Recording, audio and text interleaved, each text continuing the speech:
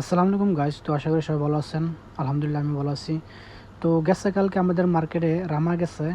রামা অর্থ হচ্ছে গিয়া মেলা।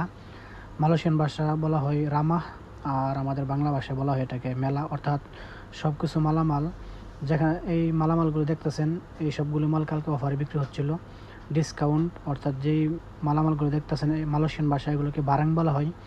তো বাংলা ভাষায় আমরা এগুলি যে মালামালই বলে থাকি, দোকানের মালামাল। তো এগুলো সবগুলো কালকে হচ্ছে গিয়া ডিসকাউন্টে বিক্রি হচ্ছে। দেখতেছেন প্রত্যেকটা বারাঙের নিচে প্রত্যেকটা মালের নিচে হারগা দেওয়া আছে। অর্থাৎ সাদা যেই পেপারটা দেখতেছেন এটার মাঝে ইংলিশে যেই সংখ্যাটা, এটা হচ্ছে গিয়া মানে কি ওই মালের কয় টাকা রেট আছে ওই রেট মূল্য দেওয়া আছে।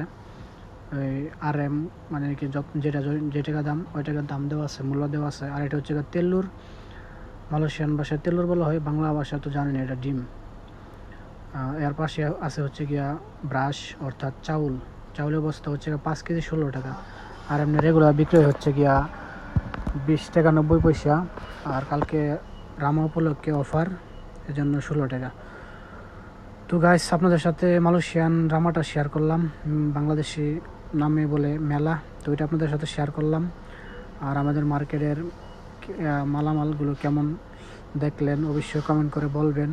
আর আমি অবশ্য মার্কেট নিয়ে কোনো ভিডিও করি না, কোনো ভিডিও আপলোড করি না। তো এটা রামা উপলক্ষে করলাম, কোনো সমস্যা নেই।